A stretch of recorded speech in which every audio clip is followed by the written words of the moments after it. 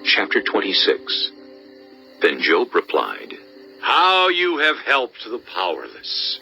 How you have saved the arm that is feeble! What advice you have offered to one without wisdom, and what great insight you have displayed! Who has helped you utter these words, and whose spirit spoke from your mouth? The dead are in deep anguish, those beneath the waters and all that live in them. The realm of the dead is naked before God. Destruction lies uncovered. He spreads out the northern skies over empty space. He suspends the earth over nothing. He wraps up the waters in his clouds, yet the clouds do not burst under their weight. He covers the face of the full moon, spreading his clouds over it. He marks out the horizon on the face of the waters for a boundary between light and darkness. The pillars of the heavens quake, aghast at his rebuke. By his power he churned up the sea. By his wisdom he cut Rahab to pieces. By his breath the skies became fair. His hand pierced the gliding serpent. And these are but the outer fringe of his works. How faint the whisper we hear of him. Who then can understand the thunder of his power? Chapter 27. And Job continued his discourse. As surely as God lives, who has denied me justice? The Almighty, who has made my life bitter. As long as I have life within me, the breath of God in my nostrils, my lips will not say anything wicked, and my tongue will not utter lies. I will never admit you are in the right. Till I die, I will not deny my integrity. I will maintain my innocence and never let go of it. My conscience will not reproach me as long as I live. May my enemy be like the wicked, my adversary like the unjust. For what hope have the godless when they are cut off, when God takes away their life? Does God listen to their cry when distress comes upon them? Will they find delight in the Almighty? Will they call on God at all times? I will teach you about the power of God. The ways of the Almighty I will not conceal. You have all seen this yourselves. Why then this meaningless talk? Here is the fate God allots to the wicked, the heritage a ruthless man receives from the Almighty. However many his children, their fate is the sword. His offspring will never have enough to eat. The plague will bury those who survive him, and their widows will not weep for them. Though he heaps up silver like dust, and clothes like piles of clay, what he lays up the righteous will wear, and the innocent will divide his silver. The house he builds is like a moth's cocoon, like a hut made by a watchman. He lies down wealthy, but will do so no more. When he opens his eyes, all is gone. Terrors overtake him like a flood. A tempest snatches him away in the night. The east wind carries him off, and he is gone. It sweeps him out of his place. It hurls itself against him without mercy as he flees headlong from its power. It claps its hands in derision and hisses him out of his place. Chapter 28. There is a mine for silver, and a place where gold is refined. Iron is taken from the earth, and copper is smelted from ore. Mortals put an end to the darkness. They search out the farthest recesses for ore in the blackest darkness. Far from human dwellings they cut a shaft, in places untouched by human feet. Far from other people they dangle and sway. The earth from which food comes is transformed below as by fire. Lapis lazuli comes from its rocks, and its dust contains nuggets of gold. No bird of prey knows that hidden path. No falcon's eye has seen it. Proud beasts do not set foot on it, and no lion prowls there. People assault the flinty rock with their hands and lay bare the roots of the mountains. They tunnel through the rock. Their eyes see all its treasures. They search the sources of the rivers and bring hidden things to light.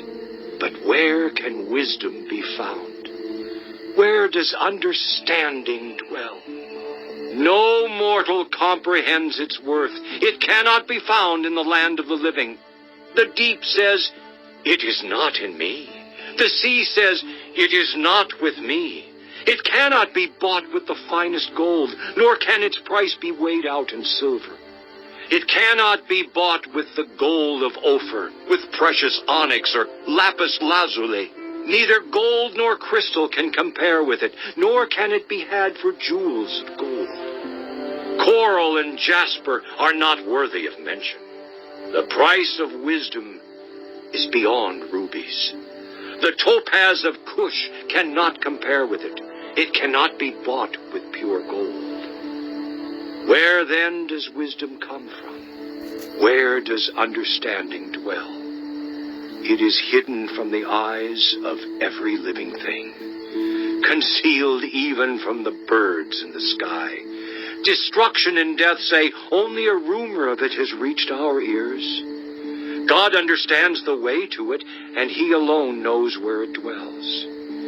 For he views the ends of the earth and sees everything under the heavens. When he established the force of the wind and measured out the waters, when he made a decree for the rain and a path for the thunderstorm, then he looked at wisdom and appraised it. He confirmed it and tested it. And he said to the human race, "The fear of the Lord, that is wisdom. And to shun evil is understanding." Chapter 29. Job continued his discourse.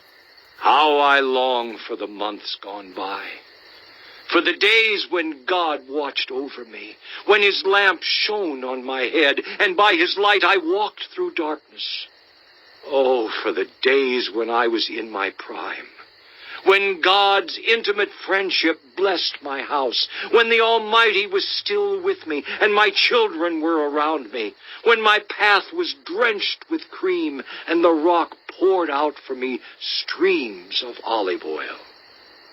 When I went to the gate of the city and took my seat in the public square, the young men saw me and stepped aside, and the old men rose to their feet. The chief men refrained from speaking and covered their mouths with their hands. The voices of the nobles were hushed, and their tongues stuck to the roof of their mouths. Whoever heard me spoke well of me, and those who saw me commended me, because I rescued the poor who cried for help, and the fatherless who had none to assist them. The one who was dying blessed me. I made the widow's heart sing. I put on righteousness as my clothing. Justice was my robe and my turban. I was eyes to the blind and feet to the lame. I was a father to the needy. I took up the case of the stranger. I broke the fangs of the wicked and snatched the victims from their teeth.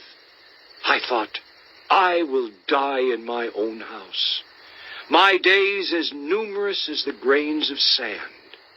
My roots will reach to the water, and the dew will lie all night on my branches. My glory will not fade. The bow will be ever new in my hand. People listened to me expectantly, waiting in silence for my counsel. After I had spoken, they spoke no more. My words fell gently on their ears. They waited for me as for showers, and drank in my words as the spring rain. When I smiled at them, they scarcely believed it. The light of my face was precious to them. I chose the way for them and sat as their chief. I dwelt as a king among his troops. I was like one who comforts mourners. Chapter 30. But now they mock me. Men younger than I, whose fathers I would have disdained to put with my sheepdogs. Of what use was the strength of their hands to me, since their vigor had gone from them? Haggard from want and hunger, they roamed the parched land in desolate wastelands at night. In the brush they gathered salt herbs. and their food was the root of the broom bush. They were banished from human society, shouted at as if they were thieves. They were forced to live in the dry stream beds, among the rocks and in holes in the ground. They brayed among the bushes and huddled in the undergrowth. A base and nameless brood, they were driven out of the land. And now those young men mock me in song. I have become a byword among them. They detest me and keep their distance. They do not hesitate to spit in my face. Now that God has unstrung my bow and afflicted me, they throw off restraint in my presence. On my right, the tribe attacks. They lay snares for my feet. They build their siege ramps against me. They break up my road. They succeed in destroying me. No one can help him, they say. They advance as through a gaping breach. Amid the ruins they come rolling in. Terrors overwhelm me. My dignity is driven away as by the wind. My safety vanishes like a cloud. And now my life ebbs away. Days of suffering grip me. Night pierces my bones. My gnawing pains never rest. In his great power, God becomes like clothing to me. He binds me like the neck of my garment. He throws me into the mud, and I am reduced to dust and ashes. I cry out to you, God, but you do not answer. I stand up, but you merely look at me. You turn on me ruthlessly. With the might of your hand you attack me. You snatch me up and drive me before the wind. You toss me about in the storm. I know you will bring me down to death, to the place appointed for all the living.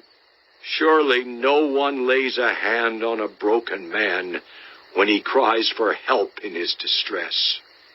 Have I not wept for those in trouble? Has not my soul grieved for the poor? Yet when I hoped for good, evil came. When I looked for light, then came darkness. The churning inside me never stops. Days of suffering confront me. I go about blackened, but not by the sun.